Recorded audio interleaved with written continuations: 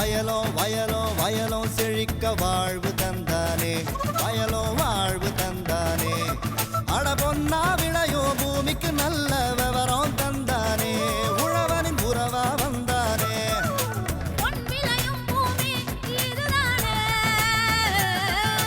வயலோ வயலோ வயலோ செழிக்க வாழ்வு தந்தானே, வயலோ வாழ்வு தந்தானே. அட பொன்னா விளையோ பூமிக்கு நல்ல விவரம் தந்தானே, உழவனின் உறவா வந்தானே. தந்தன தந்தன தன தந்தானே, மண்வள பொங்கிட துணை வந்தானே. தந்தன தந்தன தன தந்தானே, மண்வள பொங்கிட துணை வந்தானே. மானிடம் சமூகமாக மாறிய போது தமது தேவைகளை தீர்த்து கொள்வதற்காகவும் இயற்கை வழங்கிட்ட செல்வங்களை தமது தேவைகளுக்காக எடுத்துக்கொள்வதற்காகவும் ஒவ்வொரு காலகட்டத்திலும் ஒரு சிந்தனையாளன் தோன்றி புது வடிவம் காண்கிறான். அதன் முயற்சியே இன்றைய தொடர்ச்சி. கட்டுப்பாடற்ற நீரின் தேவையை தமது தேவைகளுக்கு ஏற்ப வடிவமாக மாற்றிக்கொண்டதுதான் பாசன அணைகள். இந்த பாசன அணைகள் வரலாற்று சிறப்பு மிக்கது. அதில் மேட்டூர் அணை மிகவும் சிறப்பு வாய்ந்ததாகும். இந்த மேட்டூர் அணை WM எல்லிஸ் என்ற பொறியியல் சிந்தனையாளரின் தீவிர வெளிப்பாடாகவே அமைந்துள்ளது. அந்த வகையில் இன்றைய வேளாண் தொழில்நுட்ப பகுதியில் காவிரியின் பாசன பயணம் மேட்டூரிலிருந்து மேலையூர் வரை, மேட்டூர் அணையின் அமைப்பும் புவியியல் தேர்வும் குறித்து மேட்டூர் அணையின் செயற்பொறியாளர் P. கந்தசாமி அவர்கள் தரும் விளக்கத்தை காணலாம். இனி பொன் விளையும் பூமி நிகழ்ச்சியில் காவிரியின் பாசன பயணத்தை தொடராக வேளாண் பெருமக்கள் கண்டு மகிழலாம்.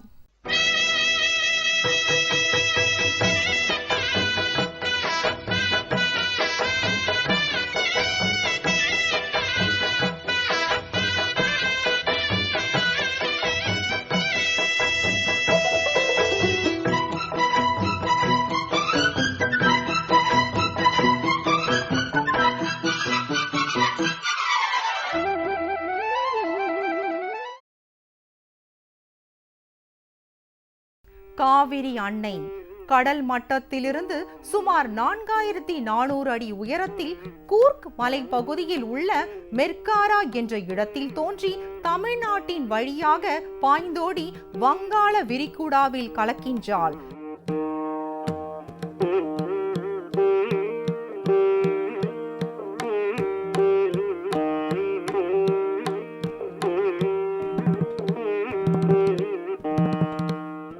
கரிகால் பெருவளத்தான் என்னும் திருமாவளவன் சோழ நாட்டின் உறையூரினை தலைநகராக கொண்டு ஆட்சி செய்யும் போது அன்னை காவிரியின் ஆர்ப்பரித்த அன்பால் பல இடர்பாடுகள் நேரிட்டது.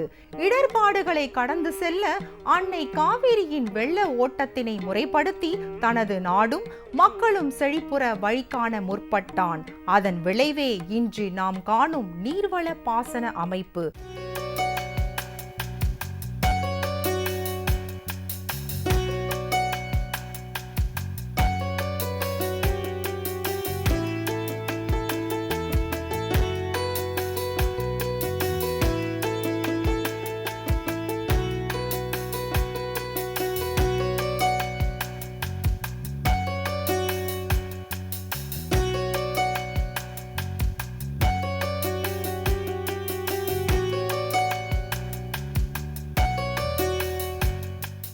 வணக்கம் வேளாண் பெருமக்களே.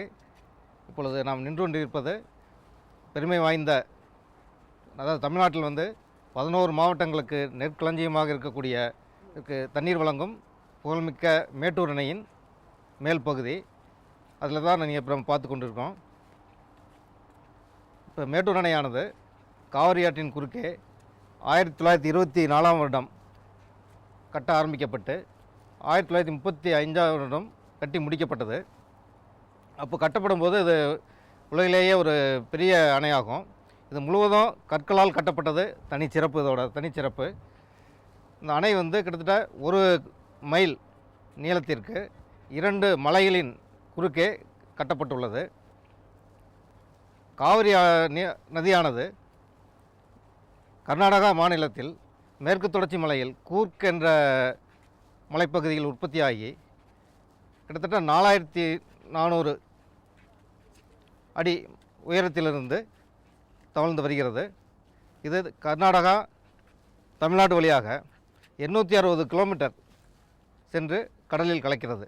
இதிலிருந்து ஒவ்வொரு வருடமும் ஜூன் 12ஆம் தேதி டெல்டா பாசனத்திற்காக தண்ணீர் இருப்பை பொறுத்து ஒவ்வொரு வருடமும் ஜூன் 12ஆம் தேதி தண்ணீர் திறக்கப்படும். அது வந்து கிட்டத்தட்ட ஜனவரி 28 வரைக்கும் தண்ணீர் இருப்பை பொறுத்து அரசின் கொள்கை முடிவின்படி தண்ணீர் வழங்கப்படும்.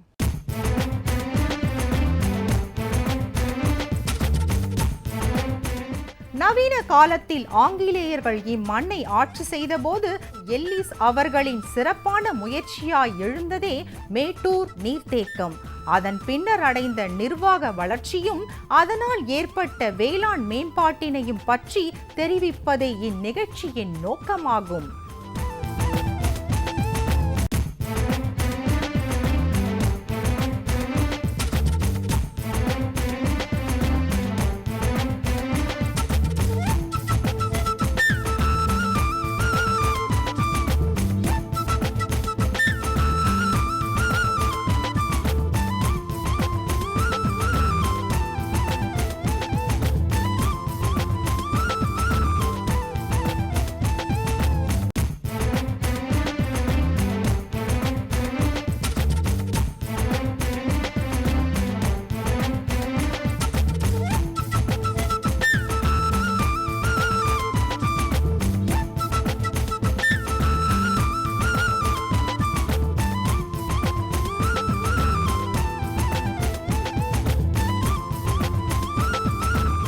பருவமழையின் காரணமாக காவிரி ஆற்றில் ஏற்படும் வெள்ளப்பெருக்கு பலமான சேதங்களை தமிழ்நாட்டிற்கு ஏற்படுத்தாமல் இருக்கவும், வெள்ள நீரை சேமித்து பாசனம், மீன் உற்பத்தி, மின் உற்பத்தி போன்ற மனித குலத்திற்கு தேவையானவற்றை அளித்திடவும், ஆற்றின் போக்கை வேறு திசைகளுக்கு மாற்றி வறண்ட பகுதிகளை செழுமை பெற செய்து இந்திய தேசத்தின் வளமை ஓங்கிடவும், வரும் வருங்கால சந்ததியினர் சிறப்புற்று வாழ்ந்திடவும் பெரும் நோக்கோடு கட்டப்பட்டதே மேட்டூர் அணை.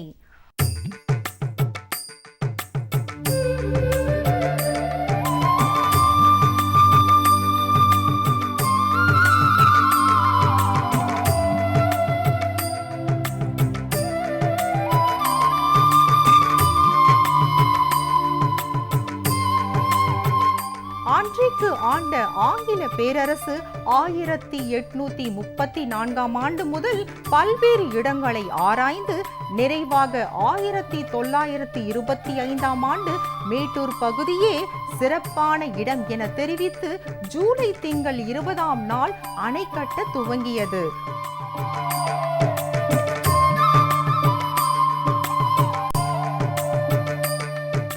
1934ஆம் ஆண்டு ஆகஸ்ட் திங்கள் 21ஆம் நாள் இம்மாபெரும் வரலாற்று சிறப்புமிக்க மேட்டூர் அணை சுமார் 4.80 கோடி ரூபாய் செலவில் செவ்வனே முடிக்கப்பட்டது.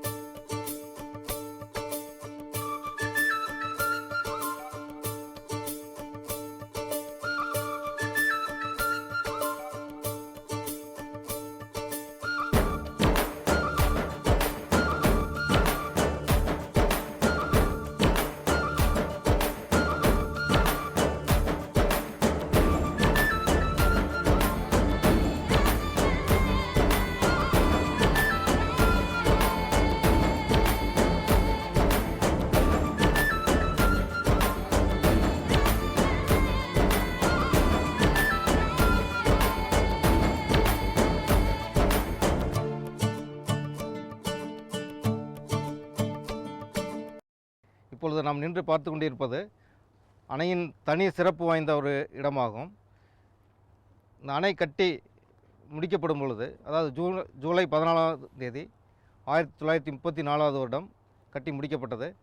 அதனுடைய நினைவை போற்றும் வகையில், இதோட இறுதி பணியை நினைவுபடுத்தும் வகையில் இந்த ஸ்டோன் வைக்கப்பட்டுள்ளது. பலருடைய கூட்டு முயற்சியின் காரணமாக அமைக்கப்பட்டு இது பின்வரும் சந்ததிகளுக்காக ஒரு தனி சிறப்பு வாய்ந்ததாக திகழ்கின்றது.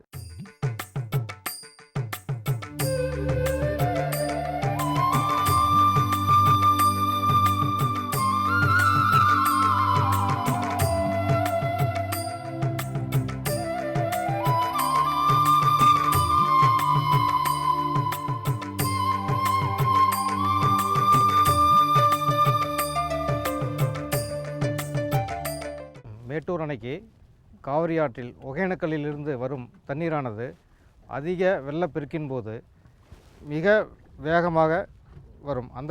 அந்த நேரத்தில் ஒகேனக்கல்லிருந்து வரும் தண்ணீரானது அந்த மலையில், நம்ம வடக்கு பகுதியில் உள்ள மலையில் மோதி அதனுடைய வேகம் கட்டுப்படுத்தப்படுகிறது. மீண்டும் அதனுடைய ஃபோர்ஸானது அணையின் வலது பக்கம் உள்ள மலையில் மோதி திரும்பவும் 16 பாலம் வழியாக வெளியேறி விடுகிறது. இதனால் அணைக்கு எந்தவித சேதமும் ஏற்படாமல் இயற்கையாகவே இந்த மலைகளோட அமைப்பு அமைந்துள்ளது. அந்த இடத்தை தேர்வு செய்தது இந்த அணையின் ஒரு முக்கியமான அம்சமாகும்.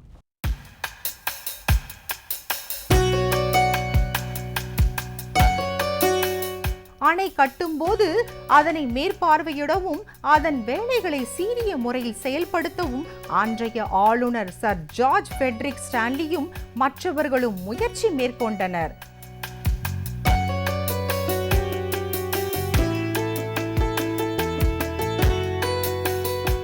காவிரியின் பாசன பயணம் தொடரும். மீண்டும் நாளைய பொன் விளையும் பூமி நிகழ்ச்சியில் சந்திப்போம். நன்றி, வணக்கம்.